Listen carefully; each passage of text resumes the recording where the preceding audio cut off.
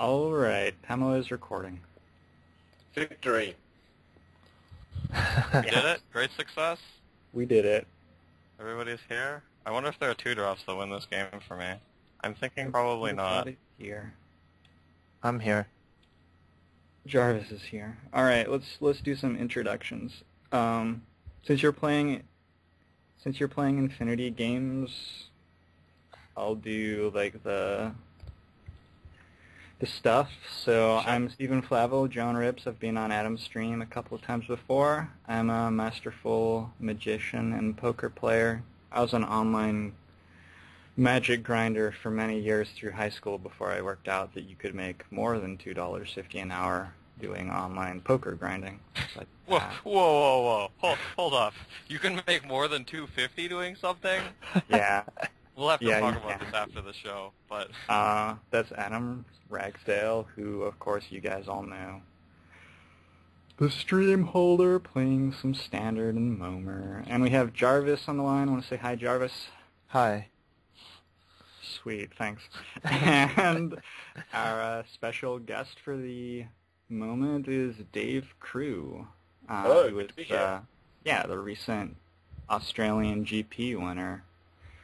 Limited constructed. Is that an accurate way to describe your decks? Maybe the last one. The last one was pretty constructed deck. Yeah. So, yeah, let's just jump right into hearing about you and your awesome win. Sure. I don't know. What do you want me to talk about? The actual decks or the experience? Like, I could just start reading out my tournament report, but that might take a while. Let's start from the beginning, Dave. You were born in Australia, Apparently. That's what I'm told. a country prejudiced by few Grand Prix and PTQs, but a strong magic scene all the same. They had a strength of spirit that carried them through. Yeah, I mean, it's interesting living in Australia because you hear people in America about, there's a Grand Prix that's like an hour's drive away. I don't know if I'll go. And I'm Right. like catching $300 flights to go over and play in the one Grand Prix we get a year. But, you know, they're smaller and they're also awesome because you get to meet the same people all the time. Right. So, Yeah, I used to take Magic quite seriously and was really trying to break through and so on, and then I just kind of stopped, and after I did that, I seemed to win a GP. So that worked out okay. That's how to do it, huh? Yep. There's like one GP and 2 or 3 PTQs in Australia per year. Is that about right? We get like one PDQ per every like half a town now. I think we get like 3 PDQs per year out of the like 5 major cities or something. Okay. And we can only get one Grand Prix a year, but I think that's changing now because with the new more GPs, we had Brisbane last year around August, I think, and then just Melbourne, obviously, and then Auckland is coming up in November, so hopefully that's going to be a regular thing. Oh, that's cool. So how long have you been traveling to PTQs and GPs around Australia? I probably started playing Magic competitively like 7, 8 years ago, something like that. I think my first Grand Prix was 2003, where I did terribly, but I think I've day two'd all of them since then. Oh, All that's of them cool. being one a year. Right. All right. So let's switch over to GP Melbourne, which was what, 2 weekends ago? 1 weekend ago, I think. Yeah, the weekend before Easter weekend. Mm-hmm. So March 31st and April 1st. Yeah. And like, how'd it go? Obviously, you won. Do you live in Melbourne or near Melbourne? It's like a no, I live in trip, Brisbane, which is sort of the north part-ish of Australia. It was a reasonable trip. It was like a 2.5-hour flight to get there. So not that close, but my girlfriend actually came down to meet me on the day of the Grand Prix. We made a sort of week holiday of it because I have family and friends in Melbourne, so that was good. Yeah, I started off with a sealed deck that seemed amazing because I opened Sorin and Reaper of the Abyss, and I'm like, these cards win games. Mm. And then started 4-0 with one bye and then lost 2 matches in a row and felt less good. Yeah, there was one guy I played against who I'm like, I'm 4-0, this is amazing, my deck's incredible. And then he played like Lingering Souls, Requiem Angel, Olivia Voldar, and I'm like, your deck is more incredible. That sounds miserable. The trials and tribulations of the 4-0 player. Truly our heart goes out to you, etc., etc. How many players were there? Did you need like 6 and 2 to day 2, or? Yeah, you needed 6-2 to day 2. I feel like I found it strange that it was actually, that was the record you required, because there was 559 players, and I thought if you had over 512, you had 9 rounds, but they didn't, so... Okay. Yeah, Wait, 6-2 was enough, so I went 4-2 to win the next 2. 559. Wait. They're supposed to run 9 rounds with that many. Yeah, that's what I thought. They did not. Australia does not give a single fuck. That's kind of weird. Yeah, I thought it was Adam's cat. Wow, so you managed to like win this tournament despite them cheating. That's amazing. Well, maybe. I mean, to be honest, my sealed deck was, like, I normally open crappy sealed decks and sort of just scrape in, and I'm just like, oh god, I'm glad there's another round of sealed. This time I actually had a good deck, so I would have been okay with an extra round. Alright. Because it ended up being, like, after I started 4-2, I won the last 2 rounds of the sealed to make day 2. Then I thought, like, 5-0 would be able to ID in, but it turns out I actually had to 6-0, and I feel like if there had been 9 rounds, people could have maybe ID'd in. So you're telling me that you just straight up went 9-0 over 3 drafts at a GP on day 2? Yeah. It was cool. Way to go. Tell us about your decks, and what do you think of the draft format? I drafted Black-Red in both my Day 2 Swiss drafts. I'm not super familiar with the format. I drafted a lot of Triple Innistrad, because I love that format, and hadn't really had time to practice a lot of it with Dark Ascension, because when you get to Dark Ascension, the format seems to change completely, but also it turns out that's right at the time when I'm really busy with work, and so I can't practice it. I'd maybe done like 9 or 10 drafts, and I think I'd won like 1 of them, so my record wasn't particularly impressive going into the Grand Prix. I think I read, if anyone read LSV's article from like a week and a half ago about the format? I don't know if anyone knows the article I'm talking about. I didn't see it, but I have heard of this LSV guy. Yeah, he wrote an article that basically went, you know, here are the good archetypes, here are the okay archetypes, here are the bad archetypes. And I'm just like, okay, now I understand. That makes sense. Because I knew what the cards did. I was just like, wow, this Dirtly Graveyard deck's terrible now. So now what do I do? Right. So yeah, I drafted Black-Red on day 2, and this is literally the draft. It was first pick Tragic Slip, second pick Fires of Undeath, third pick Rack with Madness, and I'm thinking, oh yeah, Black-Red, this seems fine. Lots of removal is a good way to start with Black-Red. And I look over, you know, because you're allowed to look at the double-face cards. I look over, and the guy to my right has just picked Chosen of Markov, third pick. And I'm like, oh, that's a pretty strong signal, because Chosen of Markov isn't a third pick card. He must be staking a claim on black. Maybe I'll go into red-green. Passes me the pack. I pick it up, look at the pack, and there's a Tragic Slip in it. And I go, what on earth is going on? So that guy does not know to evaluate cards. No, apparently he's just like, oh, I'm going to signal for black. And I'm like, well, you passed me a Tragic Slip, so I'm going to completely ignore that signal. This is where we make our Australia jokes, right? Like, this is the juncture. Yeah. Oh. I mean, I'm just making sure that I understand how this works. You're always going to have people on the day 2 of a sealed event who don't actually know how to draft. Because they just have a good sealed deck. Yeah. I mean, LSV was in this pod as well, so it's not like it was completely soft. Well, Did you tell him before the draft, hey, LSV, like, I read your article. Thanks for that. Yeah, I did, actually. And then proceed to smash him. Well, we didn't play because his deck was apparently awful, so I didn't need to play against it because he lost round 2. Did you recommend to him that he could have read this article that you saw read online? this article. Yeah, definitely. Actually, you should have followed this advice, man. I've heard the guy writing it knows what he's talking about. It was actually funny because I was talking about the draft and I'm just like, I don't recognize anyone in my pod except for LSV or something. And he's like, sort of half listening. He was like, yeah, I don't recognize anyone in my pod either. I'm like, hi, I'm in your pod. But I can verify that there are definitely idiots who don't know how to draft on day 2 of North American GPs, because I was, in fact, one of those idiots who doesn't know how to draft on the last limited GP I played in. So it definitely happens the world over. And, like, obviously, people who are less than ideal players win at Magic all the time. So it's not a solely Australian phenomenon.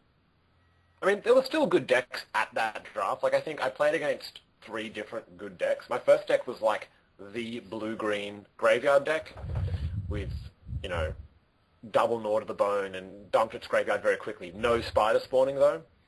And I think the deciding game came down to he Memory's Journey to shuffle in a Gnaw to the Bone and his Runic Repetition, obviously. And I was going to kill him, and he didn't, so I won. So that was exciting. It was a coin flip game. That is pretty exciting that you like can get to that point. Yeah, it's not often that you just like, it's literally a 50-50 chance if I win this game. Yeah. I mean, I might have been able to win if he got the Gnaw to the Bone. He was going to be able to gain like 30 life a turn, so it would have been fairly difficult. Like, the deck I ended up playing in that first draft was black-red, lots of removal. I had double Guy's Flame, double Tragic Slip, Fires of Undeath, Rack with Madness, 2 Into the Maw of Hell, I think more removal spells. Like, I think I worked out, because I had 2 Geist Catchers rig, if someone had flyers, I had 11 ways to kill creatures, 3 of which had flashback. It was pretty ridiculous. Okay. But I had 4 6-drops, which isn't optimal. Like, my deck was certainly a bit clunky, but it turns out when you can kill everything, it doesn't matter. So did you have any sweet, like, sort of not directly related to the event Magic stories? I mean, I gather you know almost all the people who are there. Most of them are Australian regulars, I would assume. Yeah, I mean, you tend to always know a lot of people at an Australian Grand Prix. There was a cube draft, because the Moto draft inspired me to draft a cube deck, so we did some of that on the night after the Grand Prix. You know, we're made day 2, so obviously let's practice the cube. And that was cool. I think I drafted a boring sort of green-white ramp deck that killed everyone. I think none of your opponents had cracked the play a blue card, kill you strategy against the green-white ramp deck? Well, no, I mean, I was playing, I don't know how to pronounce his name, Quasius's cube. Yeah, like, I basically Quasis. put that together. Quasis, sure. Yeah. And his cube, I don't think blue's quite as good as it is in a lot of cubes. I'm certainly doing things like, I did get to do the awesome play in that one. This was after the day 1 of the Grand Prix. I was playing against a guy who'd gone 8-0 that day, and then 2-0 with his cube deck, so he was like 10-0 for the day and really stoked.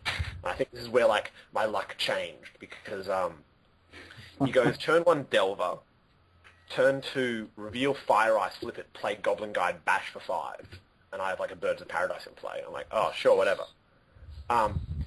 I untap, play Mother of Ruin. He's like, what are you doing? Fire them. So I go harm's way, kill your Delver. That's it was delightful. pretty amazing. So I feel like that was when the tournament changed for me, because I'm just like, I just beat this guy who'd gone 10-0 for the day, and I don't think I lost. Like, I lost like 2 games total after that. That gave you the confidence to go on, the will to win, the eye of the tiger, etc., etc. Sure. So, I mean, you can delve the Goblin Guide. That's a pretty good opening. I was happy to beat that. it's a sweet opening. The second draft pot on day 2, you went black-red again? Yes. I basically went in going, I don't really want to be black-red again. I feel like that was just an anomaly, so I got so much removal. And, of course, ended up going black-red. I think, again, first picked a Tragic Slip or something. I'll just pull up my list, because I don't remember that deck quite as well. That was nowhere near as good as the deck, I think, but it was much more aggressive. Like, I ended up with triple Vampire Interloper and double Undying Evil, which is kind of a plan in of itself. Like, you just throw crappy flyers at them, and then if they play 2/2 flyers, you make your crappy flyers 3/2 flyers and keep attacking. Yeah, that was the kind of deck that desperately wanted 1-drops, but I only got a Duograph Ghoul. Like, I sort of walked out of the draft going, I don't think I can... Because at this stage I'm thinking 2 wins I can ID in. I'm thinking I'm probably not going to do that with this deck. I don't think it's quite good enough. And everyone was like, no, this deck is amazing. So I might have just been underrating it. Well, it sounds very aggressive, and very aggressive decks can certainly just pull out match wins, right? Yeah. I mean, it's still had a decent amount of removal. It had, like, Deadweight, Victim of Night, Tragic Slip, Fires of Undeath, Rack with Madness, Into the Maw of Hell, Blood Feud. So it could still kill stuff pretty well. I almost lost to Mono White in the first round of that draft. Someone had literally drafted Mono White. They had, I think, 3 Midnight Haunting, which is dumb. And pretty good against 3 Vampire Interloper, huh? Yeah, pretty good. I think I managed to steal game one. They respected me pretending I had Brimstone Volley and blocked like enough attackers to not die to Brimstone Volley, and then I could Blood Feud his 2 remaining attackers that would have killed me. So that was cool. And then I think it came down to the deciding game was we're both on top deck mode, and I have a Duograph Ghoul. He has like a Spirit with Butcher's Cleaver on it. I draw Victim of Night, kill it, and I have to swing like 3 times without him drawing anything, and he doesn't draw anything, so I kill him. It's amazing. And so these yeah, are the skills. Sorry, these are the skills you need to hone if you're attempting to win a GP. You need to make your opponent brick 3 times when they're dead on board in 3 turns and things of that nature. Yeah, pretty much. I mean, I was bricking as well. Like, I mean, if I'd drawn relevant spells, it would have been a different story. But like, we both just drew land.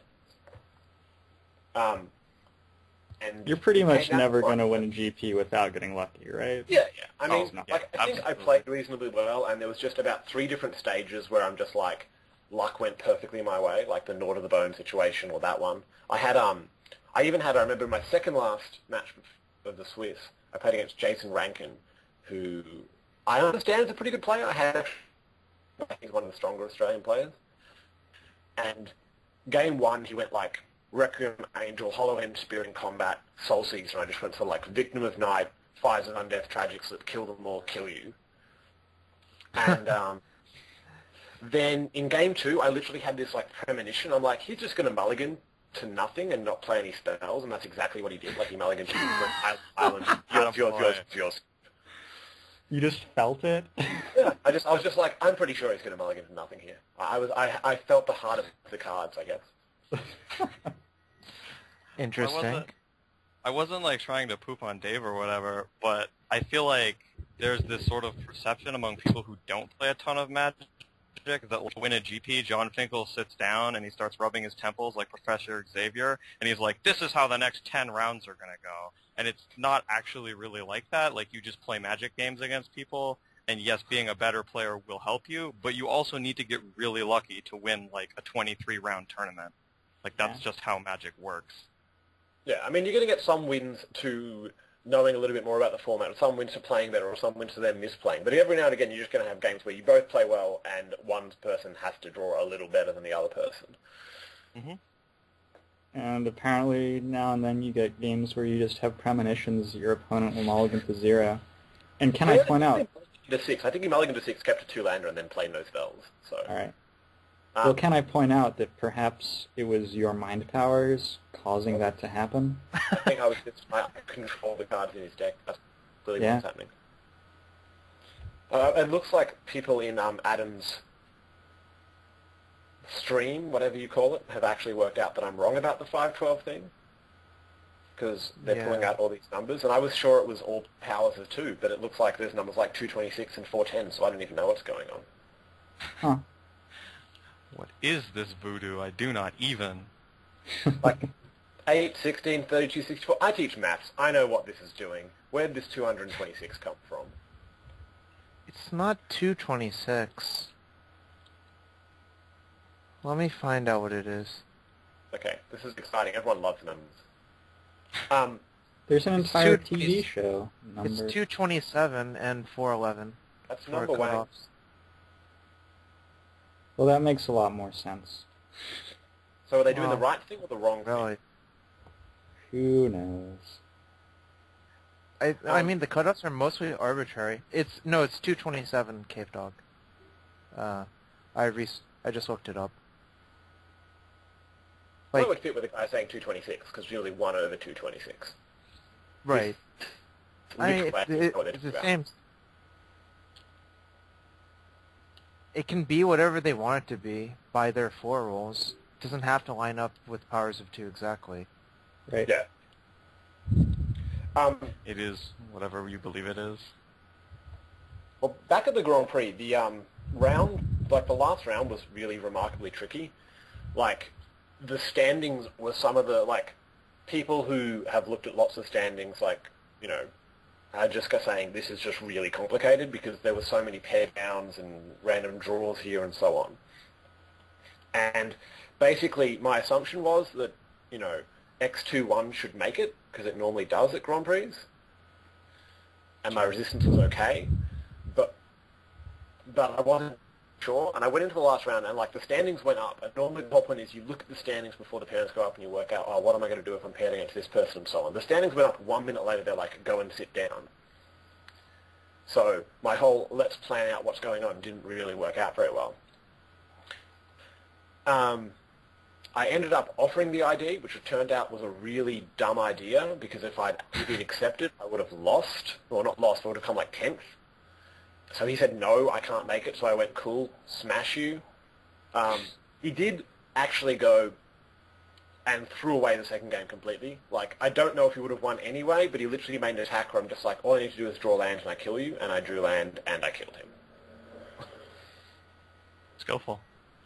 Yeah, he Traitorous Blood one of my dudes and attacks with it and another dude in a way that forces me to block. So I guess it kills one of my creatures, but then I'm like, well, my guy's going to untap, and then I can get 2 damage through and play the 6 land and 5 undeath to kill you because you're on 4. So could have just held back and waited. I mean, he had an Instigator gang unflipped in play, and I feel like eventually it was just going to flip and I was just going to lose. Yeah. But hey, I mean, sometimes you get lucky and sometimes your opponent just hands you the game. Yeah. Yeah. That is the thing that occurs. So I feel like we sort of bookended day 2 with some guy taking Chosen of Markov over Tragic Slip, and then finally the second draft pod ends with a guy just attacking to give you lethal on board. Yeah, pretty much. I mean, I had to draw the land, but I'd been sitting there on 5 land for a zillion turns, so it was pretty terrible. Yeah. The top 8 ended up being interesting because 2 people ID'd themselves out of top 8. Nice. Is not something Tiebreaker that math. really happens. Tiebreaker math is hard, but you said they didn't have enough time for standings? No, they didn't. And it even, if you would know the Jeremy Neiman, obviously. Right. Yeah. He would have been in 9th place until the coverage reporters, including Ray Blister Guy Walkinshaw, who I know at least Stephen knows, were saying the match would have gone, if the last match had gone differently, he would have been in 9th place. Because if the very last match ended went the way it did, he was 7th place. It was that close. So yeah, but fortunately when I had 36 points going X2, I was just in the top 8. But yeah, to Brett Hughes and someone I can't remember both ID'd themselves into 9th and 10th place, which would have to feel pretty terrible. Yeah. I mean, I feel like if I can't verify if I'm in the top 8, if I draw, I'm just playing every time. Yeah. But yeah, it's probably safer, yeah. Maybe other people feel differently. I mean, it does depend what people are there for. I can understand that reasoning, but I also, me, myself, I would have been quite happy to come top 16 and win $500 because I was there for the weekend. Obviously winning it was better, but at the time, I'm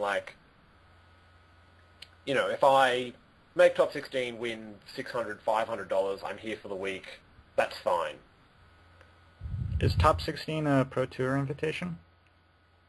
No, they changed that with the Planesbook things. It was actually, I remember complaining about it because they used to be the top 16 or got the invite, and now they've changed it to only the top 4 get the invite, but they also get plane flights. So I was like complaining, oh, it's going to make it so much harder to get the Pro Tour. And now I'm like, well, now I get a plane flight, so I'm okay with that. It's only a bad thing until, you get an entire plane flight for free out of it. Yeah. Actually, there were 2 things like that, because they changed the rules for the Grand Prix in terms of how the play-draw thing worked. Yeah, so that the top seed gets to play every time, right? Yeah. Or gets to choose, but yeah, essentially gets to play. And I was like, that seems really dumb, because normally the people with the best points are not the people who've done the best. The people on the best points are the people who had to play in their last round to make it in. So it seemed like you were rewarding the wrong thing.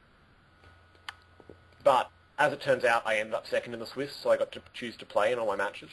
So I'm like, well, I still think it's dumb, but I don't mind so much now. Yeah, the top 8 ended up being relatively strong, given because there were normally Australian GPs get like 10 or so foreign pros turning up, but with Salt Lake City and Turin on that weekend, we really didn't have any Europeans or Americans making the trip aside from LSV. So it ended up being that, I think it was pretty much LSV was the only relevant pro that I recognised there, and he didn't make top 8. So it still had Dan Unwin and Jeremy Neiman and Ollie Ox, all of whom are really strong Australian players. Are these guys who people might recognize from Moto? Do you know their names? I'm not sure if you'd recognize them from Moto. I mean, Ollie Ox top 8 is like 5 GPs or something. Dan Unwin is just a really good deck builder. Like, he's done generally well himself and qualified for quite a few Pro Tours and so on, but he built like an early version of Core Blade. He built a Birthing Pod twin deck that won Australian Nationals. He's built other good decks. And people would at least have heard of Jeremy Neal from, things I assume. He's almost one of the fastest players to reach 100 pro points. Maybe not. Everyone knows about him in Australia. I think a couple of GPs back, somebody was picking him over LSV for their fantasy draft. So, yeah, that's sort of my impression of him. Is he's very good at Magic. Yeah, and like I said, Ollie Ox just is sort of a player who's been around forever. He's done well in some Grand Prix and so on. So it was a pretty strong top 8, all things considered.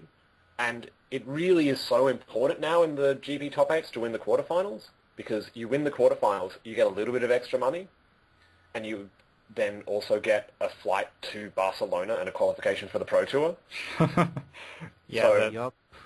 That's quite the prize jump. So are you like, when you're in the GP quarters, I know I've been in situations like even in GPTs and PTQs where like you're getting towards the end and you're like, I actually literally do not care about any of the prizes except for the invite. Like in a GPT or whatever, they're like, we'll give you this box. And I'm like, what the hell do I want a box for? You can have the box. Do you want the buys? Like, I'm playing for that. In the PTQ, it's much the same. Like, I'm playing for the invite and the flight, and, like, the product prizes are negligible. Were you in sort of a similar situation in terms of the monetary prize versus, like, the flight and the invite? Well, I mean, I didn't really care about the... Like, I think you get an extra 500 US for winning the quarters, but I really only cared about the flights. So, but, I mean, there was no real decisions to make. It's just like, I would love to actually win the flight, but I have to win this match to do it. And the prizes go up pretty substantially. Like, if you win the semis, it's an extra 800 US, and if you win the finals, it's an extra 1,200 US. So, that's the kind of thing I could care about, I suppose. I mean, I think once I had the invite, I was actually really relaxed the whole day.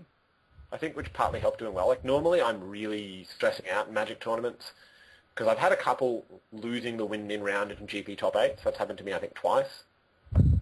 And I'm normally really stressed and worried and nervous, and I was just relaxed the whole time. I remember at one point in the finals, I was just like, I guess I'll just attack with some guys. I'm like, no, this is the top finals of a Grand Prix. I should probably think through my play, even though I'm feeling relaxed. I was just so like, whatever, it's just a tournament. I mean, I think that's actually a good attitude to me. I think that's actually a good mentality to have if you treat it like any other tournament, because then you're less likely to get nervous and fuck up that way. Yeah, yeah. I think I definitely played better doing that. Like, I know that I actually had a PTQ a couple weekends before that I misplayed for the loss in the semi-finals, and I think it's because I was stressing so much, and I think just being relaxed makes it a lot easier to just play comfortably and not make the wrong play. Right. So Prolepsis would like to point out that Oliver Ox is apparently a name Australian player, and he plays Auto as Mind Candy. Ah, okay. Oh, that's Mind Candy? I know who that is. Yeah. He was in, like, the MOCS, wasn't he? Yeah. Like, 2 years ago? Right. Yeah, okay. Yep. I know who that is. And, there are a few Australians who do pretty well in the MOCS. One of my mates is top 8 of, like, 4 of them now and always loses in the semis. Is that Lodnall? Yeah, not Noel. Yeah, not Null. Levy. Yeah, he's Dan Cayley. He, I think, $200 at the GP. He did okay. Yeah. That's my moneymaker. Show up, make 200, leave. That's how I run the GPs. Well, you know, you got a free trip to Interstate to hang out with friends. It's not the worst. Yeah, I mean it's okay. I don't do any of that, you know, exciting, publicity-generating, winning type of thing. Although I think I've only played like 4 or 5 or something, but that's pretty much how it's run. I had to talk my last round opponent in the last GP I played in into drawing into a win for both of us. He really did not want to do that. Like, he wanted one of us to lose really badly. But eventually he was able to become convinced that we should both win.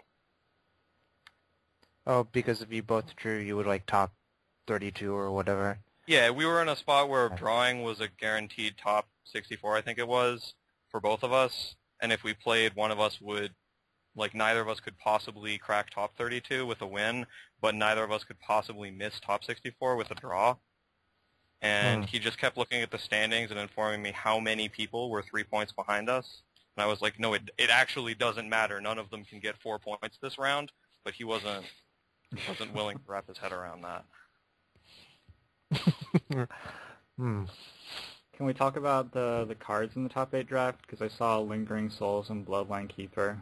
Are those both opens? Yeah, he's just an exclusive for everyone listening in. Those are good cards. Oh. I'm sorry, you got scooped on that. They ran an article on MTG.com that told me via Owen Turnwald that Bloodline Keeper is a card I want to have in my limited decks. So you've been beaten to the punch on that one. Yeah, I think actually I do remember, like, I was going into the draft. I mean, they asked us in the top 8 interviews what cards we wanted to open, and I just said Antonio De Rosa's Pro Player card, but I actually... That's a good one. And then he just won a GP that weekend too, so it was appropriate. He did. But yeah, like, I saw the Lingering Souls and just like, I guess I'm taking this because this card is amazing. And I think then got like Burden of Guilt Tragic Slip. And I picked a Chosen of Markov relatively highly to signal black because I'm like, I really want to be white-black here. Like, it's a good archetype and I have a Lingering Souls. I think I didn't get much in the first pack, to be honest. Like, I took, like, a handful of good cards, then there was, like, 3 picks in a row with nothing. I got a relatively late Niblis of the Mist, and then I got Undying Evil 10th, and I thought, that's ridiculous. I'm definitely staying in black. Like, I don't know. I feel like Undying Evil is a really good card. I second picked it in my second draft, and I was really happy to do so, because all you need to have is any kind of board presence, and it's amazing. I just thought it was odd getting it that late in a Grand Prix top 8. The second pack, I guess, was fine. Like, the double face cards make it kind of interesting, especially when you know who you're going to play in the quarters. Like, I was watching the guy across the table from me I was going to be paired against, Thomas Rafferty, and was like, oh, he took that Thraben Sentry fairly highly. He's probably black-white as well. Let's make sure my deck's reasonably good in a grindy black-white matchup. Because at the end of the day, like I said, you really, really, really want to win the quarters. And it's not such really a big interesting deal. Dynamic. Yeah. But apparently not everyone knew that, because I was talking to Neiman afterwards. I'm just like, yeah, you're playing the person across. He was like, you are? So make that really I mean, obvious. that's how Moto 8-mans used to work when you could see the table. Yeah, that's how 8-mans have always worked. Right. As far as I know. Like, it's always been play across, and then you play the person two to either side in the next round, and then the dudes next to you in the finals. Yeah, so the person passing to you, you'll only face in the finals if you're both 2-0 kind of thing. Except Moto nowadays randomizes the pairings for a draft. Yeah. But, I mean, there's no actual seedings in Moto anymore, right? Like, you can never actually see where people are sitting. Like, obviously there are seatings, but no one really knows. Right. There are chairs, but there's some sort of invisible theoretical chair that both is and is not Schrodinger's chair, if you will. Essentially, yeah, I think that's what's going on. Did we just go second level on Schrodinger? Like, we cannot be sure whether or not this is a Schrodinger situation? I'd rather not get into it. There are some secrets I'm not allowed to discuss on a public channel. Fairly sure we couldn't get into it, so I'm happy with that. The third pack of the GP Top 8 was where the Bloodline Keeper arrived. And it was really interesting, actually, because I remember I opened, because I have them in the little paper packets if you've done the GP Day 2 drafts, like they're not actually in packs. And I sort of open it up and take a look at it, and I'm like, oh, it's a Lord of Lineage. This is amazing. I'm going to have a Bloodline Keeper in my deck. So we all show the cards, and the guy 2 to the right of me, Simon Harnden, also holds up a Bloodline Keeper. And so everyone just laughs. And then, I picked my Bloodline Keeper, obviously. Now, the pack was nuts. It had, Macias, Falconrath, Noble, something else really good. I would have been more than happy with just a Macias, but hey, Bloodline Keeper, I'll take it. Yep. And Simon passes the Bloodline Keeper. Oh and I'm just staring at it going, I could have 2 Bloodline Keepers. This is ridiculous. And then Neiman takes it. And apparently Neiman wasn't necessarily black at that stage. He just kind of went, well, this is a good reason to be black. Wow. So, yeah, that was, it was fine. I would have really liked 2 Bloodline Keeper. But I was okay with 1 Bloodline Keeper and Lingering Souls. I wasn't going to You'll have to settle for 1 Bloodline Keeper and a GP trophy. Did you beat Neiman up after the fact? No. I wasn't going to be like, come on, I'm supposed to win this Grand Prix. What are you doing past taking good cards? What kind of an idiot, seriously. But, I mean, the matches in the top 8 were actually probably the easiest matches. Oh, no, not easiest, but probably... I mean, I felt pretty comfortable in all of them, even though some of them were quite close games. Game 1 of the quarters, my opponent was doing things like casting on Burial Rites on Doom Traveler, then on Abbey Griffin, just to stay alive. So I'm pretty happy when that's happening. Spending 5 mana to bring back a Doom Traveler, I'm okay with that. He had a Lingering Souls as well, but never drew it. And I think Game 2, my opening hand was 4-land, Niblis of the Mist, Bloodline Keeper, Faith Shield, and I'm just I just cast this Bloodline Keeper on turn 5 with Faith Shield up, and I don't think I could ever lose. That sounds exactly like how I would play that hand. Did you, in fact, never lose? Yeah, I never lost. I never had to cast the Faith Shield. I played the most slow roll game of Magic ever because he had a Wolf Hunter's Quiver, and I'm just I don't want to ever let you deal combat damage to me because then maybe you have a pump spell and you can actually race me, so I just was constantly leaving an unnecessary amount of blockers up. But it worked, I mean, when you have Bloodline Keeper in play, I guess playing slow, Yeah, exactly. I mean, there was something to be said for, he's got Wolf Hunter's Quiver, let's just kill him as quickly as possible, but I was just worried about him, getting in a swing, a 3-3 comes through, and he casts Skillful Lunge on it or something, and suddenly he can race me.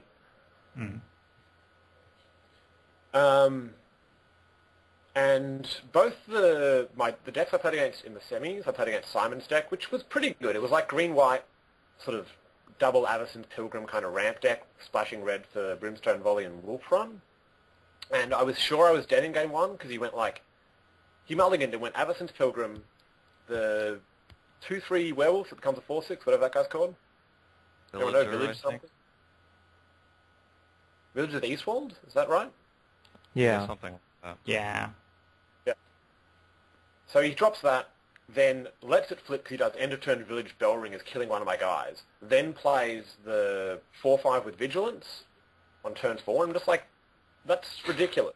You've got like 2/4 power dudes, and at this stage I think I cast a Lingering Souls, but I've got like the Lingering Souls tokens, and I'm on 5 or something by turn 4.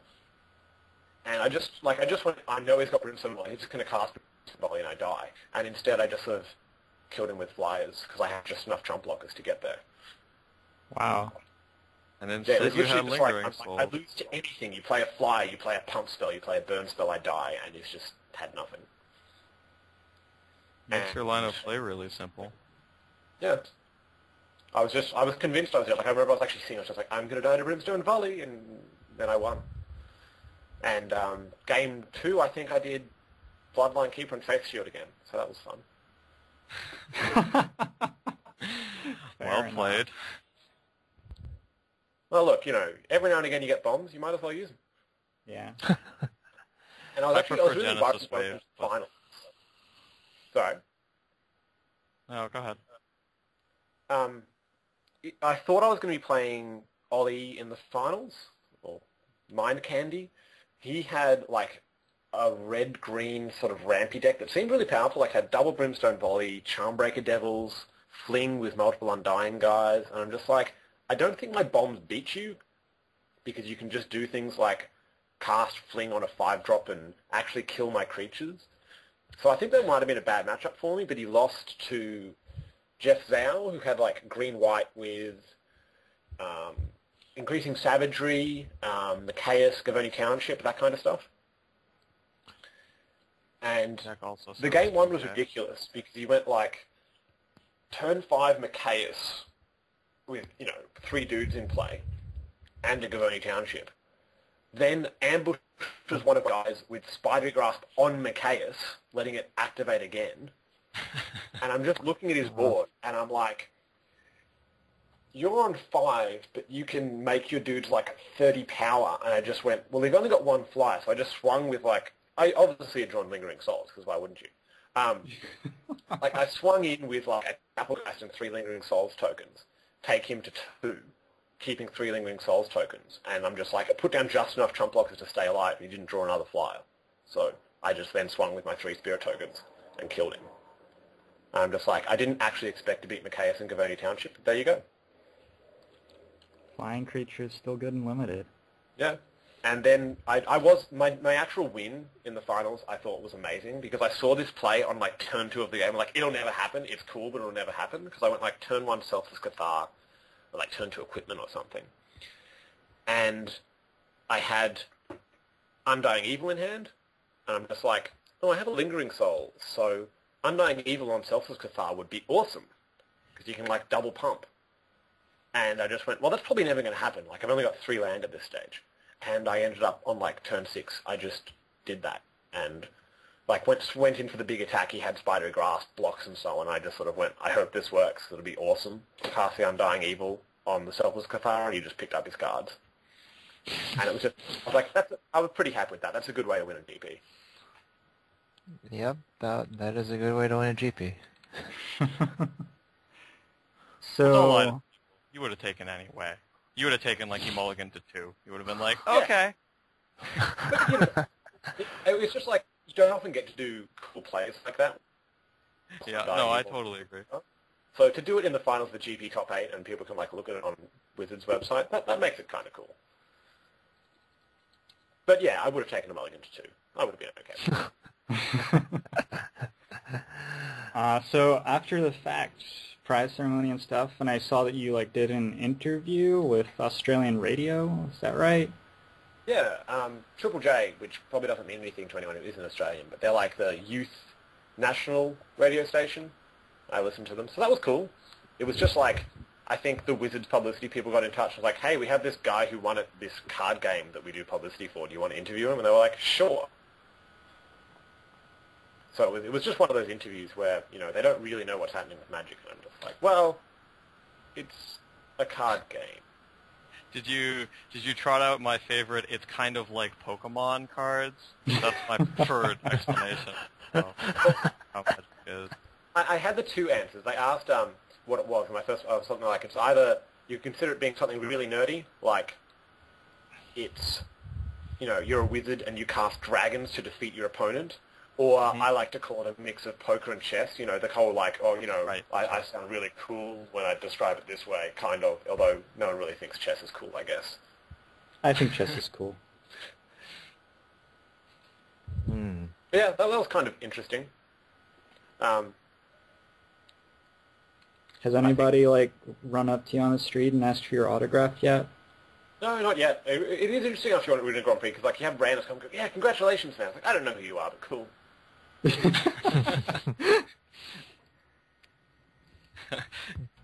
And you can in turn congratulate him for being a guy. Yeah, good work. Good work. I think right after I high-fived both Jeremy Neiman and Anatoly Lightfoot, both of whom have recently sort of won Australian Grand Prix. I was like, oh, that's kind of cool. We're all GP champions now. Yeah. Yeah, I mean, the whole tournament was kind of weird because I literally went in not knowing a whole lot about the format, just sort of knowing enough, and I think it was just a combination of not messing up and getting a little bit of good luck every now and again. I assume that person's asking me, do my students know? Yes. In Adam's stream. I'm still currently on school holidays, which is why I'm sitting around doing a podcast at 9 o'clock in the morning. I probably will tell my students I'm in an all-girls school, so I don't think any of them will understand. I think there was actually there was a news segment that the ABC, the national broadcaster, did on TV, and I think I'll play that as sort of an introduction to what on earth I'm talking about when I say I won this Magic tournament, so they don't think I've been pulling rabbits out of hats or something. I think you're pulling rabbits out of hats. Quite the wizard, sir. I think Bloodline Keeper and Faith Shield, that's kind of pulling a rabbit out of a hat. Yep. I still had all these faith shields. But it only took the Bloodline Keeper, it turned out. Yeah, I think I actually think I did that when I matched. I was just still had all these faith shields after. You click the reveal hand button after your opponent conceded. Yeah. Scum of the earth you are. Yeah. It wasn't my proudest moment. I did have to have my sleeves all changed in the middle of my quarterfinals match because I'd just gotten these crappy old sleeves. And they're like, yeah, these are marked out. So he takes me over and he's like, oh, we'll just change these sleeves. I'm like, yeah, I guess I could have put the Bloodline Keeper in the really marked sleeve. It's like, oh, I didn't even think about it. I should actually check what sleeves they're in. So he checks and goes, oh, no, that's okay. And I'm just like, oh, but what about this Lingering Souls? I'm just like, why am I helping him to try and see if I'm cheating? This is a terrible idea. Every time I'm like, oh, I hadn't considered that. Maybe you could be cheating. But fortunately, okay. Look, Magic judging is a tough job, man. You can't expect them to keep all those things in their mind at once. Yeah, that's true.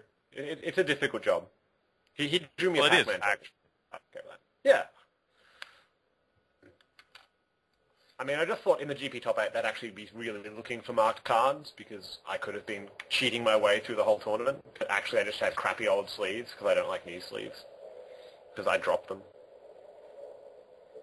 They are slippery. It's true. Yeah, one of the advantages of Moto, you don't have to worry about dropping a handful of slippery sleeves all over the table and looking like a dickhead. I have definitely done that multiple times. I don't know. I always thought it was funny. Shows his opponent his hand by streaming it live for them. Oh, well, I mean, what are they going to do? Cheat off me in a daily or a two-man? Dang. But I thought it was funny when someone like Bing makes the jump from Moto, someone who has literally never played in real life, and he came back from the first Worlds or whatever, saying things like, man, shuffling is hard. And you're like, okay. Fingers are really sore. Yeah. I do remember I played against, there was an Australian player a while back who was really good on Moto but had never played in real life. And I played against him in a Nationals, and he literally just had his hand sort of facing me. He couldn't quite work out how to play cards and hold his hand, so I couldn't see it. So I'm just like, oh, you have a counterspell in hand. It's good to know. Hopefully, Jarvis, you did a little better than that. Me? I played a lot IRL before playing Moto, so... Okay. I had pretty terrible experiences playing live poker for the first times. That's something I can relate to. I don't think I ever showed anyone my cards, but I definitely did not do the betting very well, or the counting chips. It's hard, Were man. you trying to run over and play a different table while you're going? Because that's what you're doing. There are guys who do that, actually. There are.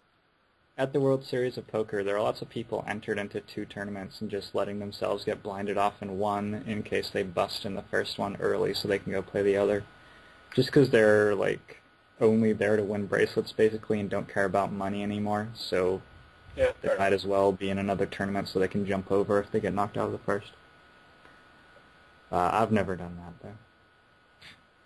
Anything else you want to... You don't care about anything but bracelets. I don't want any bracelets.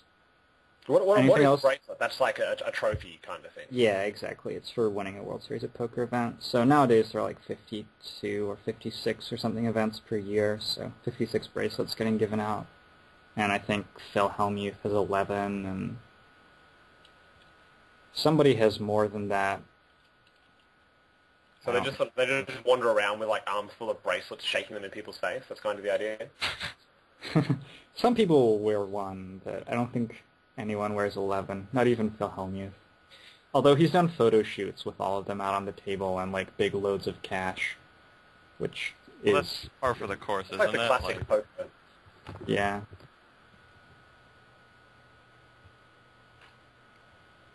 I'm now watching Adam's Delver match because I'm like, I need to actually learn how to play standard now. Oh, interesting. I advise against mulliganing to 5. That's sort of my advice. Other than that, I don't know. Flip your Delvers. Don't let them flip theirs. I actually don't mind the mirror. Honestly, like I know a lot of people gross about it, but I think the mirror is actually pretty interesting if you both have reasonable draws. Obviously, in this game, I don't have a reasonable draw, so I'm about to get steamrolled. But like, it's a pretty interactive one, and you don't just tend to lose to them having X when you don't have Y. So, Cool. So anything else? Delver's the best deck? Is that the decision? Pretty much. Yeah, have you looked at... Sorry, I was going to ask Dave if he's looked at block decks at all so far. Just like read a couple articles, and I think I looked at a couple Moto events or something. I'm not stressing too much because I feel like Avacyn's going to change a lot. I'm just trying to get an idea of the cards that are good anyway. Right, You know, it's a big set. Yeah, and I mean, I feel like especially with the mana, like all they need to do is put some good dual lands in Avacyn Restored, and suddenly you've got a whole new format. Right. And it does look like Avacyn Restored is going to be relatively high power from the spoilers so far. Mm-hmm. I mean, Rhea's in this set. How could you, like... This is exciting. I haven't looked at any of the spoilers. Rhea is in the set? Not literal Rhea, but there are like 8 mana angels that don't do anything. Like, are you excited by that? Rhea does stuff. I remember when I was She used 12. to cost 40 tickets. Like, that's a thing that she did. I have no idea what my opponent is doing with his life. Is Rhea still worth anything on Moto? I remember when someone had a foil Rhea with like 100 tickets, and I was like, that's dumb. Why is that card worth? It got reprinted in 10th, so... Oh, of course, of course. How about, have you been carefully, because you're going to Barcelona, yeah, Jarvis? Mm-hmm, I am. So I'll get to meet you in the flesh. What? Yes. Have you've broken the format with the handful of Avacyn Restored cards? Probably not.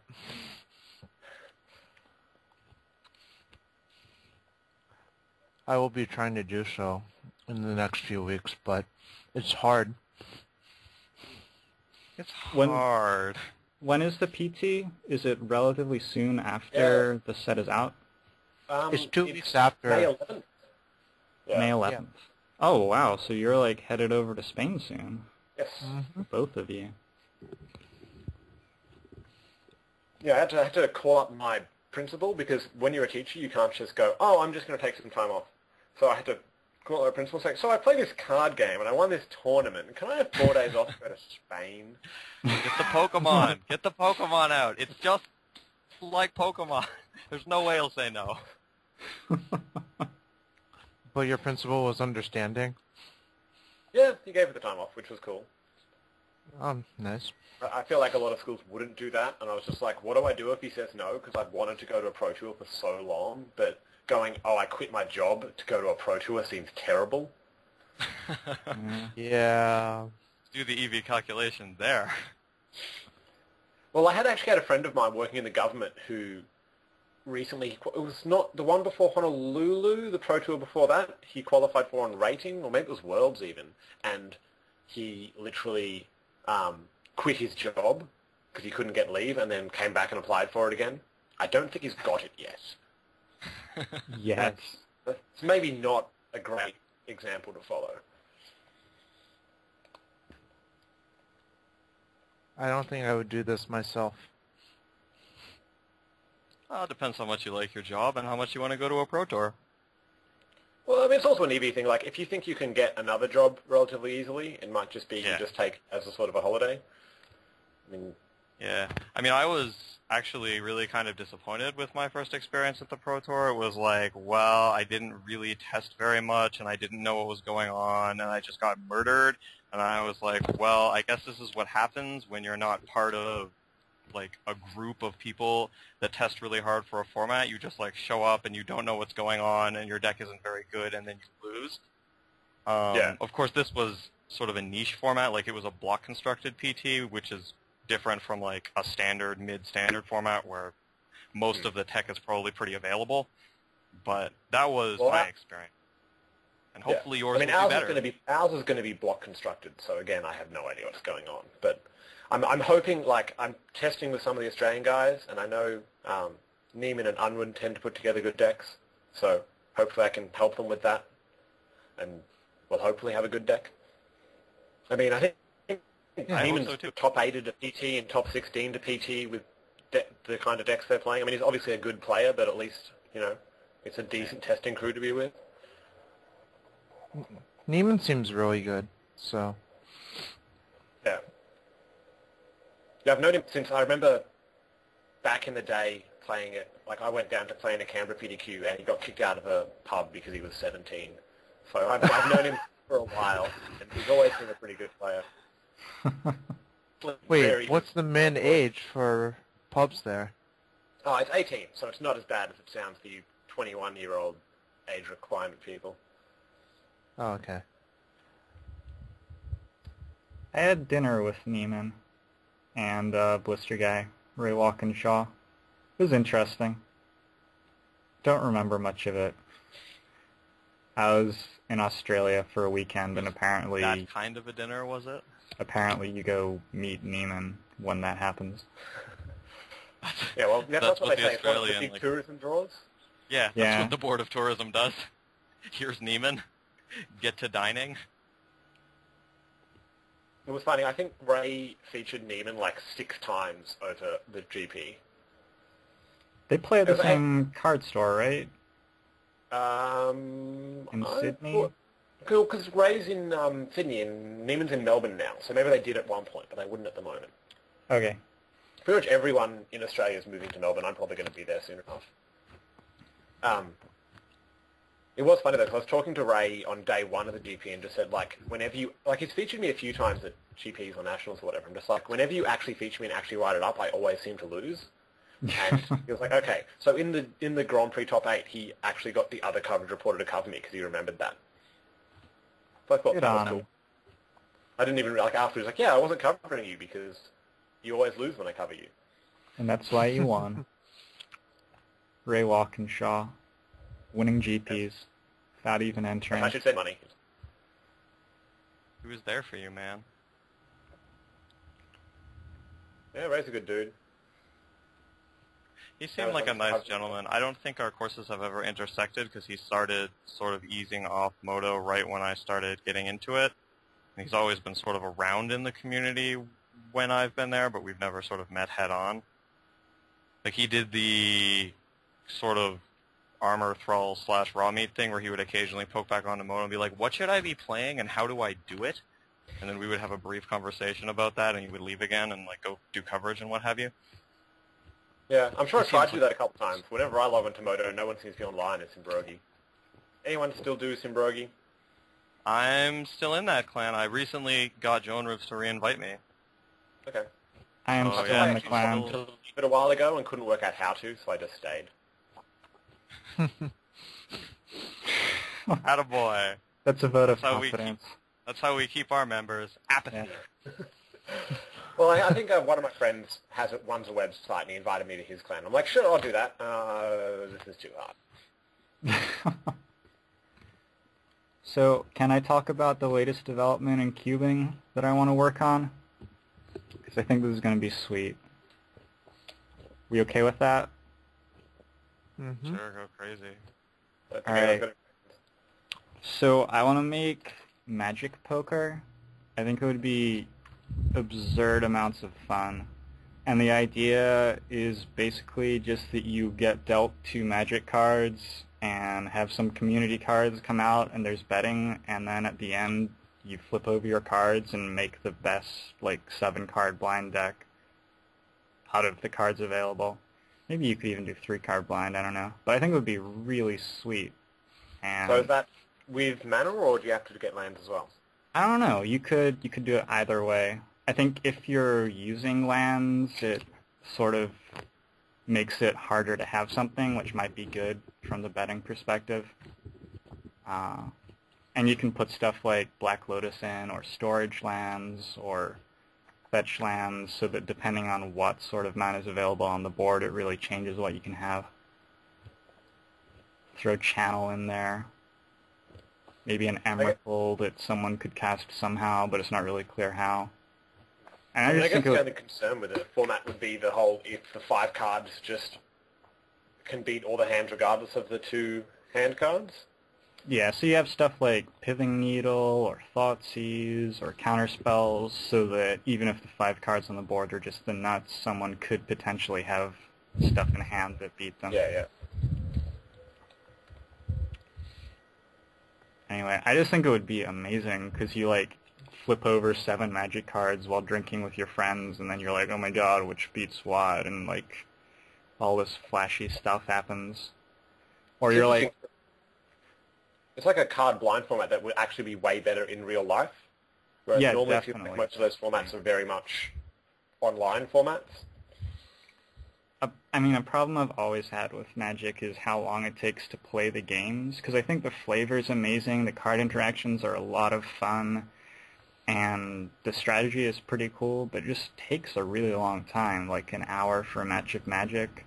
If you can get the same sort of excitement out of all these different card interactions just in, like, a 2-minute hand where, like, you have Geist of St. Traft and then Phantasmal Image comes out and you're like, oh, I no longer have a hand. Well, that's interesting. Cool. Yeah, I just think that would be really sweet. So I'm trying to work out, like, if you had 100 pile of cards to play that, what would you put in it at the moment? Yeah, I think if you'd want, what, 100 cards? I think that's reasonable. Yeah. I mean, like, you have to have it shuffleable. If you do it with mana, you have to make sure... Sorry, yeah. Yeah, what you're saying about mana is definitely true. You'd want, like, 40, 30 mana sources or something. I mean, depending, like, Dreadship Reef, sort of like, if that comes out, people can just play tons of spells, so maybe you can have less mana sources. Yeah, you'd want, like, 100 cards, I think, so you could still feasibly shuffle it, but there was enough variety in the game, because you don't want it to just become the same sort of thing over and over again. I think the only concern with the mana would be, what if you get a situation where the 5 cards come out and there's no mana there? I suppose then you're bluffing that I've got the Dreadship Reef. And exactly, yeah. I wonder what happens if, like, you end up 2 people playing, essentially, because that's what I suppose you end up, everyone who's still playing at the end of the 5 cards shows their hands, and just no one can even resolve spells. I imagine that's going to happen at times, like everyone's bluffing that they've got the mana, and it turns out no one's got the mana. Yeah, like, you could develop rules to fix this, or you could just be drinking while you do it, in which case I don't think it will matter. I have a feeling that people will, like, work something out. I mean, you maybe just split the pot, I guess, if something like that happens. And yeah. Well, you have a lot of... Sorry, I haven't been listening to all of what you're saying. I was busy trying to figure out why my opponent boarded in Celestial Purge for Game 3 of the Delver Mirror, but you have a lot of draws in X-Card blind matchups, right? Like drawing is a thing that happens a lot in those. Yeah, I think that's true. So it's not... Like, you would have to come up with a system for that, certainly, which is not to say it isn't possible, but it is something you'd need to do. Well, I mean, split pots happen in poker as well, so it's not like right, but not with this kind of frequency. Like, you're not like 40% of the time two people show down. It's just like, oh, neither of us had anything. We both had Yu-Gi-Oh cards. I guess we all get our chips back. Like I can just imagine there's one person whose job it's going to be to work out how to do the pot splits. Like, well, there's 4 people, it's getting split evenly again. I mean, if people never fold, that's going to be an issue, but I think what will happen more often is someone will have a hand that does something, and then if people don't fold, they'll lose all their money, and if they do fold, it's, not so difficult. And you still get to flip over your hand when everything's over and be like, oh, look, I had, turn 2 Sundering Titan from Tinker. Eat it. Something like that. That's really fun. I'm glad we put that in our cube. Let's talk about how Tinker should be in all our cubes. Yeah! I mean, Tinker shouldn't go in a cube necessarily, but in a 100-card pile where you do want sometimes to have a super nutty thing and sometimes not to, and when it happens, it's not like you just wasted an hour of your life playing through that. It's just like, it's a 1-minute thing that's really funny. I think you can do some stuff like that, and it's more fun from a game design perspective, and that's a good thing. Because the broken stuff in Magic is a lot of fun, but making it so it's fun to actually play it is hard. I actually totally agree with that point. That's why I always had a ton of fun with DC 10, but was never big into Type 4, which is basically DC 10, except you can only play 1 spell per turn. But, like, it's really obvious when you play Type 4 when you're losing, but it takes so long for you to lose that you have to spend like 10 to 15 minutes of your life like sitting there being like, oh, now I'm 7% to win. Now I'm 6% to win. Now I'm 0.2% to win. Do you have like a calculator out to do this while it's happening? No, normally, I mean, that's what I'm thinking of when my opponent has 9 cards in hand and I have nothing because there's nothing else to do. Like, there aren't even any pretty pictures to look at. But in DC 10, it's just like, oh, he's doing stuff. Oh, I died. Like... So, I mean, yeah. Like, I don't mind things being absurd just because I'm categorically against things being absurd. But, yeah, if you're going to spend a really long time drafting a deck that's, like, really sweet and you're trying to do something really interesting, and then your opponent is just like, I've decided to blow up both of your lands with my 7/10 on turn 2. You're like, oh. Like, you get the little frown, and then you have to walk away from the table dejectedly, and that's not really the outcome that I want for people who are playing in my theoretical cube. So yeah. I mean, I think it depends. You do also want to have stories. I don't think Tinker's interesting enough because everyone's heard Tinker stories. It's like, oh, you tinkered for Sundering Titan. Yeah, congratulations. But I think it's all right to have the complete blowout cards every now and again, as long as they have some inconsistency or whatever and have a good story behind them. Because I reckon Cube's all about having good stories. Would you like to see the last deck I drafted in the Moto Cube? Because it went 3-0-6-0. Is this the Genesis Wave channel deck? This is the Genesis Wave deck. That is correct. Oh my gosh. I've already seen people asking for this in the chat to the side of the stream. If I can find it. Where did it go? Where are my tournament decks? Okay, my computer appears... Pardon me? You're on local decks. Oh, do I just want local decks? Yeah, okay, well played. Yeah, it's just the last one. It's a close horse race in between this deck and my Mind's Desire deck, which I drafted on day 1. But this was the channel deck that we finished the game off with with the channel, the Tooth and Nail, the Genesis Wave, and the Double Titans. and the Gamble and Imperial Seal. Nice. Well, one of my friends has done Draft Storm the entire time in the format. I don't think it's very good, but they enjoy it themselves. Yeah, I can show you my Mind's Desire deck after this if you want, which I drafted yesterday.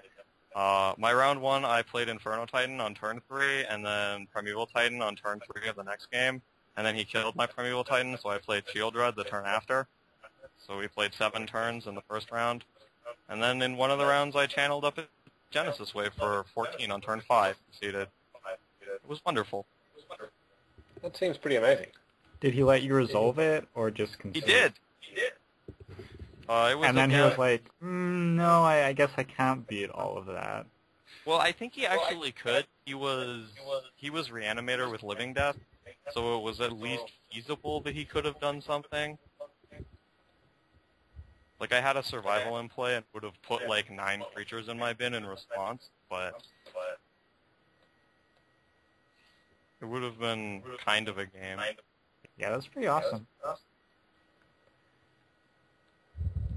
But yeah, Cube is fun, and I totally agree that it's all about the stories.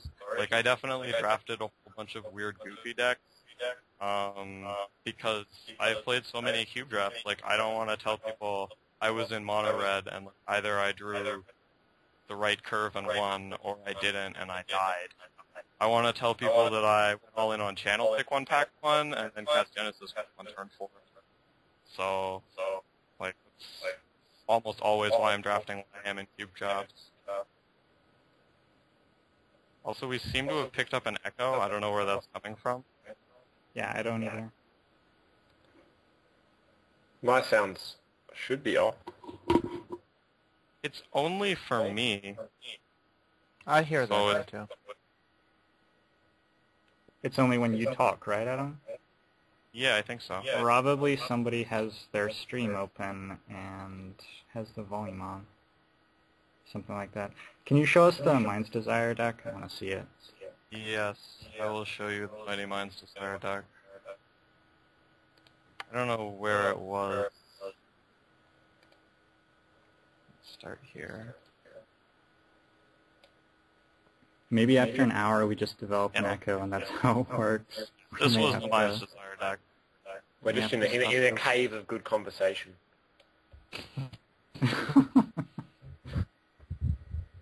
So, like, the A plan is we Palinchron Mana Flare them and kill them with Devil's Play. And then the B plans are either we get this Sphinx of the Steel Wind into play somehow, or we shake the Warrants.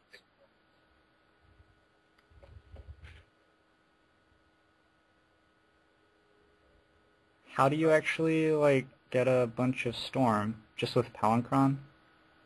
Yeah, or with Mana Flares and various spells. I had someone hit me with a Sword of Millen Bear and mill my Sphinx, and then I put it into play with Makeshift Mannequin and killed him. It was pretty good.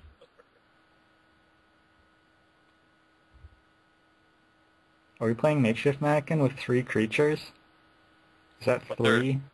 Well, one of them's a Snapcaster Mage. I mean, can you say value? Because I can.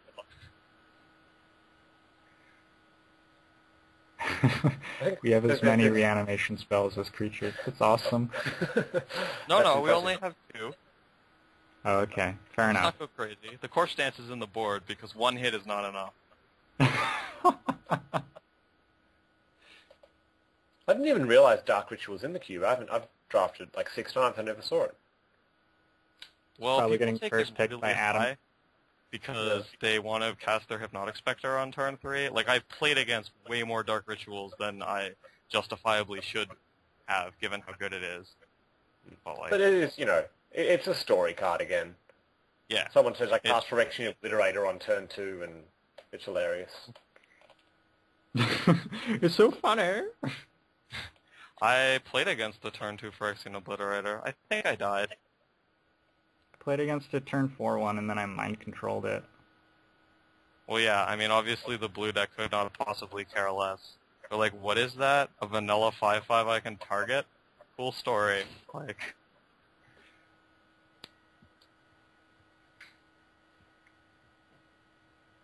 But yeah, this one... not only was this deck fun to draft, but playing it was a story because my first round opponent's deck got auto-submitted into 80 cards, and then I killed him on turn 5. And then he boarded down to 40, and I killed him on turn 5 again. So, I don't know, deck seemed alright. And then I lost in sort of 3 heartbreaking games in round 2. I feel like I might have been able to win the third, but in my defense, this deck was really hard to play.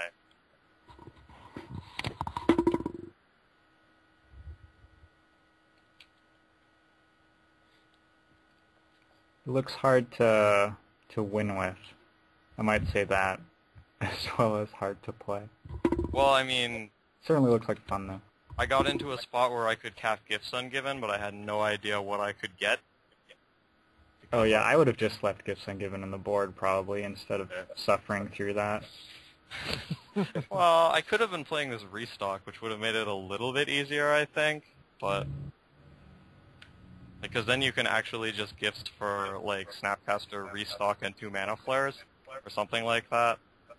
Like, you can actually get what you want somehow, but... So have they said when Cube's coming back to Moto, or just it's back eventually? It's more than a twice a year kind of thing. Yeah, I really have no idea when it's coming back.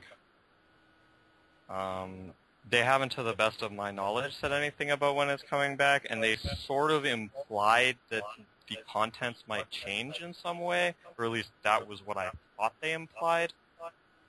Yeah, I remember reading something along those lines.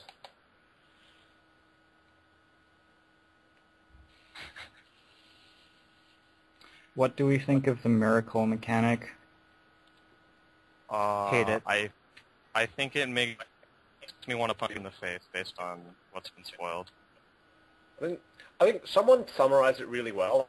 Someone on Good Gamery basically said that the issue with those cards isn't that they're good sort of late game draws. The issue's like that 5 damage for 1 mana 1. It's just a real kick in the teeth if they get it on like turn 2 or turn 3. And that's the problem, that like someone miracling it on like turn 5 or 6 isn't as bad necessarily. Generally, you know, they'd probably be able to cast a similar spell with that mana, maybe, but it's just the times where someone just gets to, you know, turn 3, kill your dude, cast a spell because they had it on as their top card on turn 3. Yeah. I don't know. Anything with too much randomness just seems bad. To elaborate slightly on my babyface punching position, I fundamentally hate the design space of card that is insane in your opening hand but makes you want to die when you draw it later. And that's, I kind of feel like what these are. But on the other hand, I'm willing to give them the benefit they're kind of the opposite, right? Sorry? Well, they're kind of the opposite, right? Like, they're not insane in your opening hand. They're terrible in your opening hand. Oh, yeah, okay, sorry. But, like, cards that are fundamentally of a different value based on when you draw them, yeah. Because that's almost always not something you can't or you can control. Yeah, it just seems like it's like... Sorry, go ahead. I was going to say, it does seem to be going, yeah, let's really add the randomness into the game and make the really, you know, someone's gone, hey, I drew this on this turn, and it doesn't seem to value skill. Right. If they'd underpowered them a bit, it might be better, but the fact that the initial casting cost is so high on them and the miracle cost is so low, it's just such a huge difference. The only way I can see them being something I would like is if they end up getting played in a constructed format with manipulation for the top of your deck. Like if one of them is good enough to end up in Legacy where people are playing SDT and Intuition or something, that could be pretty sweet. But in general, I don't like it. I think you mean Brainstorm, but... Yeah. Brainstorm works, sure. Yeah, actually the interaction with Brainstorm and Legacy seems sort of cool. Yeah, I have no problem with people sort of building a deck to abuse the mechanics. That's fine. I mean, especially in Limited, it just seems like they're just going to blow people out because someone happens to draw at the right time. I hate them in Limited. I don't like it. I'm not worried about them killing me if they did work to make them kill me. It's just like when they naturally are like, oh, I still had all these. Like that's the game that I don't want to have happen. Yeah. But in fairness, I will say, like, there have been mechanics before that I thought looked really gross that didn't turn out to be as gross as I expected, and we haven't seen, like, very much of the set yet. So I'm willing to, like, withhold actually physically punching any babies until the set comes out, or we at least know all of the cards. So the babies are safe for the moment. Just make sure people keep babies away from you at the pre-release? Yeah. Keep the babies away. Which, honestly, I mean, I think they should pay me at the pre-release for providing that as a service. But that's sort of another topic entirely. We can get in touch with Wizards about that.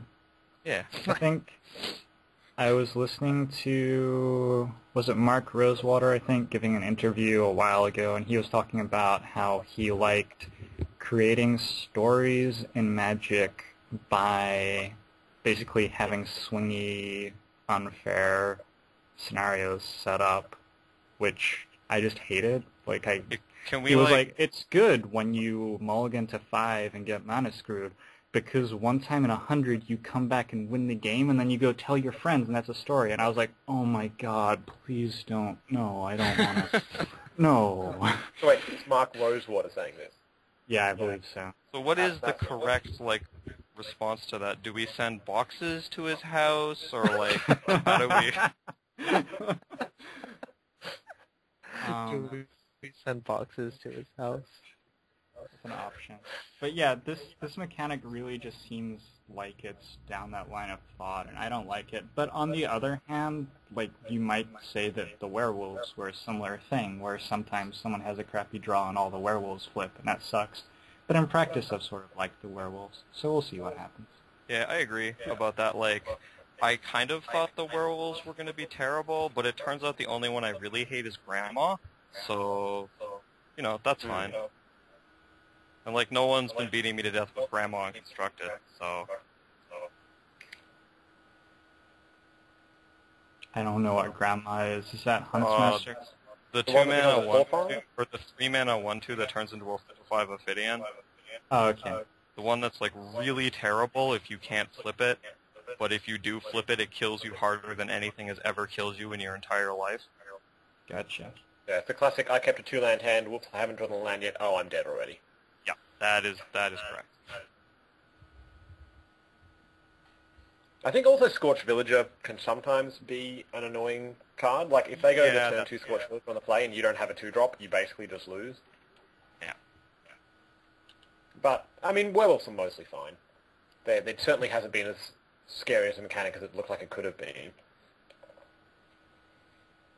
I agree.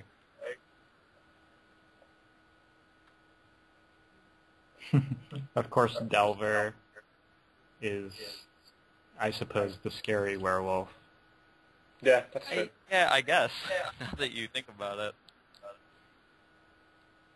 And yeah, Delver sort of ruined a lot of formats. I was watching the SCG Legacy Open, watching Delver beat up on things, and then somebody won with a deck that for some reason didn't have Delver in it, but it seemed like it definitely should.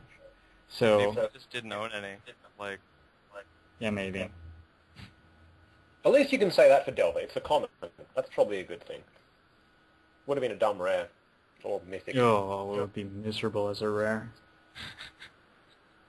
Yeah, I like when they print constructed staples and they're mythic, just so they can kick you right in the groin. Like when they printed, I remember thinking that really strongly when they printed Thoughtseize. It was like, oh good, the rest is rare. That's what I wanted.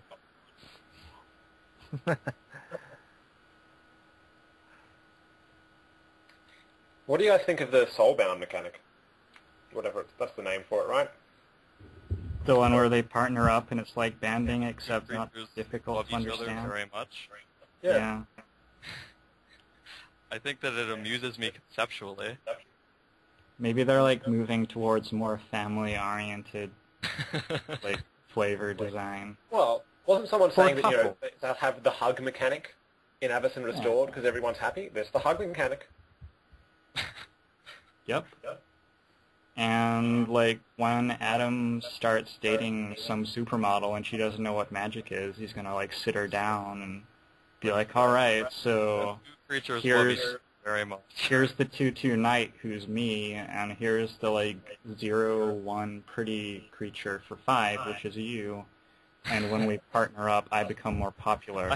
Whoa. I super real life to be the master of all of the heralds. All of them. An entire flock of them.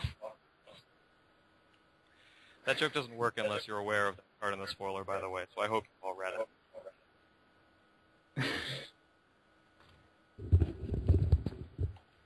I don't know. I sort of like that mechanic. It's just a cute little thing. I don't think we'll ever actually do anything. I mean, I can't get past laughing at how it works. So. I think it's the kind of thing that could be really neat on like a 1-drop or 2-drop that's sort of average on itself but gives a neat ability. Like, I could see there being a role player in there. And it will make for some interesting early turn plays where, like, if you play them and don't have another creature out yet, they don't do anything, right? So. Yeah, and also because you can't just unpair them while they're in play, so you might, say, pair your 2-drop and then go, I really should have just paired my 3-drop. Yeah. Yeah, so cards like that which add a bunch of decisions to early turns where they didn't exist before without really, like, going totally over the top in terms of power or anything. I really like those. Yeah, I mean, more decisions equals more better from the perspective of almost every competitive player, I think. Yeah. Because, like, where you're getting your edge is from making better decisions than your opponent, so...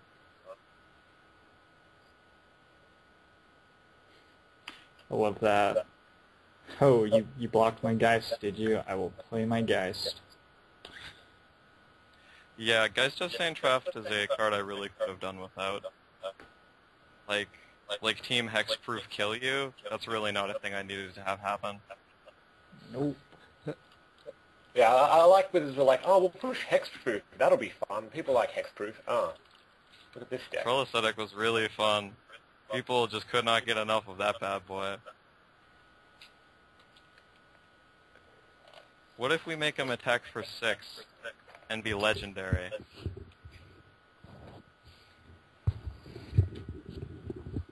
I don't know. I mean, a couple people have told me they really like Invisible Stalker as a card, and the only response I have to that is you are a bad person and should feel bad about it. Like, I don't have any other response. Like, the only thing I can say. I think I agree with Maro's comment about, it should have been something like if it is equipped or enchanted, it's blockable or something like that. Oh, that makes sense. Because then it carries the flavor of being like an invisible man and Yeah, that would have been okay. Ridiculous. It's actually interactive to some extent. Probably It not. actually is really cool from a flavor standpoint. I mean, my reasoning isn't that I hate invisible people and want to segregate them all off into death camps. It's that I hate games of Magic where they play swords and then I can't block and the game is over. Like, so if we could eliminate that, then the invisible people are fine. Whatever.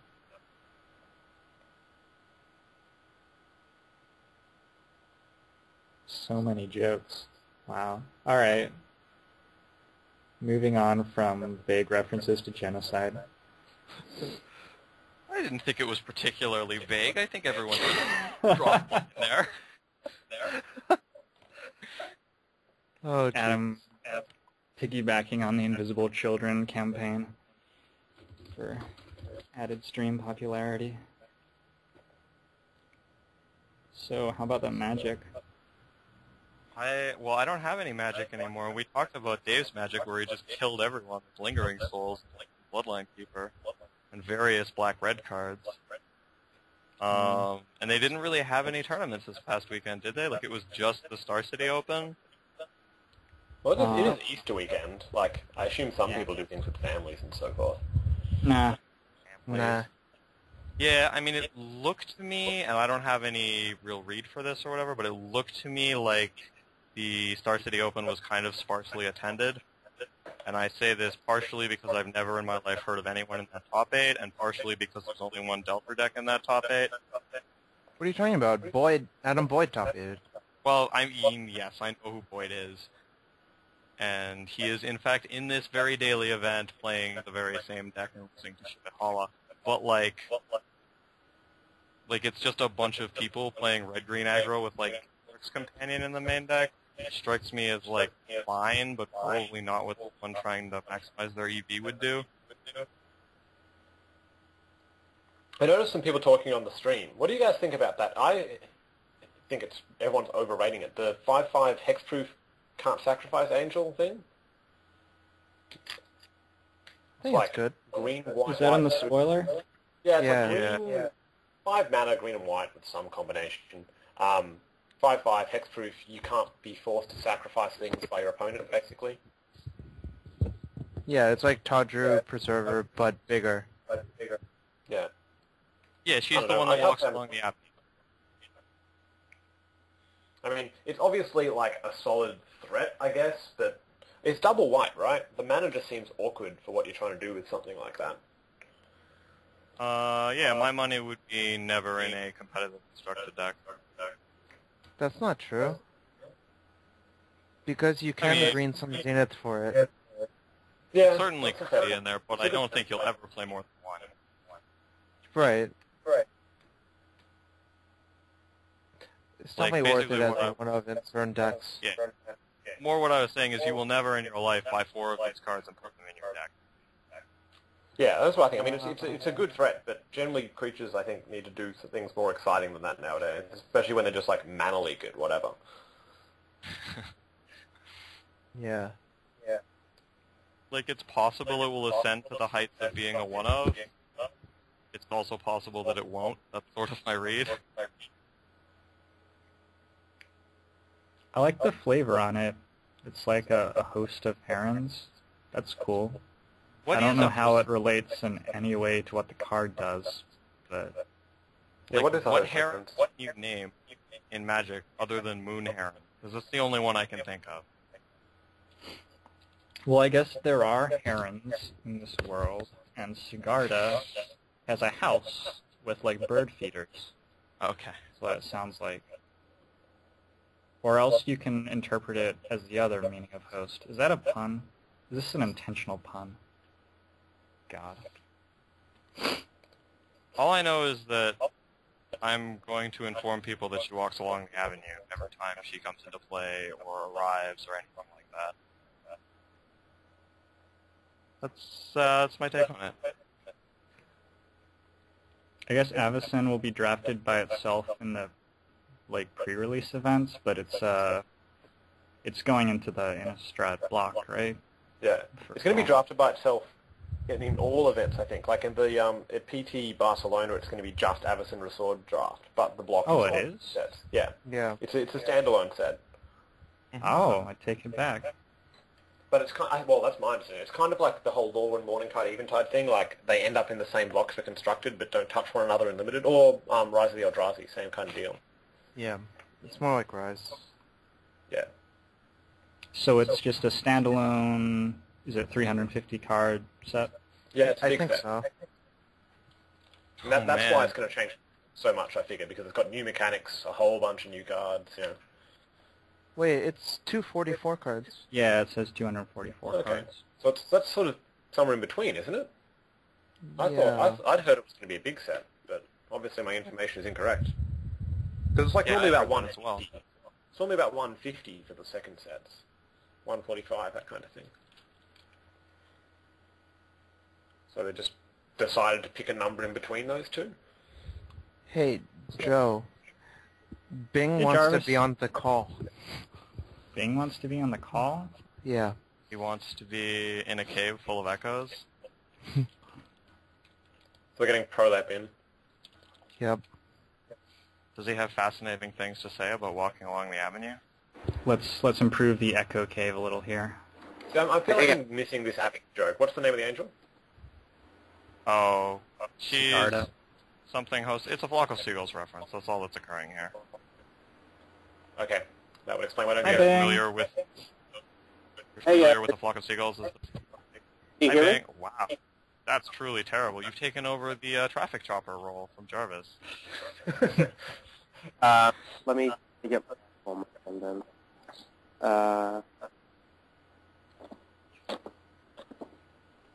Let me pull Yeah, your audio's fairly bad, Bing, but we can hear you.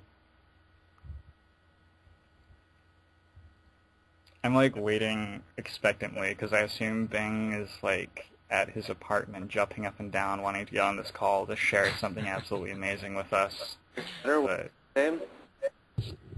But we can't like interact with him properly because when he says words, they're just little syllables. Jump, Bing, jump!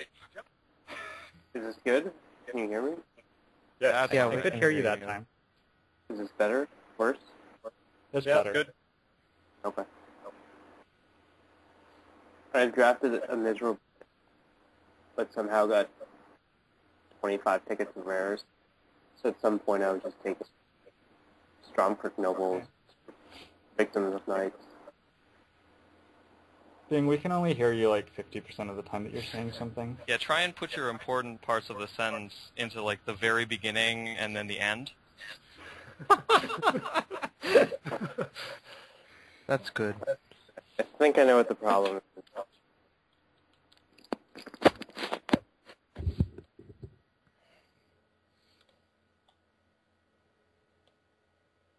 So, for purposes of having a YouTube video that's possible to upload and produce, I'm going to stop recording now, but we can still keep chatting, I guess. If there's anything else important that we want to say, is there?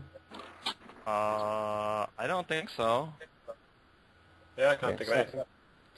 I'll just close it down. This has been us talking. So we were at Adam Ragsdale, who streams all the time. And you can find his stream at www.twitch.tv/AWIY. Jarvis Yu, fascinating wizard. You can follow him on Twitter at JKYU06. Yeah, he's fascinating. And Dave Crewe, the recent GP Melbourne winner. Dave, do you have a Twitter or anything where people could follow you? I do have a Twitter. I haven't really been using it much, but I probably should use it more often. It's Aanalleen00, which is difficult to spell. It's like AANALLEIN00. I can barely even remember how to spell it myself. Gotcha. That's good. Yeah. I'm going to type it on camera so people can see that. All right, cool. So thanks for, hanging out with us. Actually, I think my Twitter might not even be that. That's just my Okay. game. I don't even remember. I use Twitter so rarely. Let's check. Because the whole new Twitter just, displays your name. So it gets confusing. No, I'm pretty sure I'm on Alien00. I'm sure people will work Okay. out. Or people can just look up Dave Crewe on Twitter. And It is find- Alien00. All right, Jarvis says so. Cool, thanks for tuning in, guys. We'll be back next week with more fascinating Magical the Gathering coverage. And, yeah, see you around. Say bye, guys. Yep. Bye. Take care. Bye.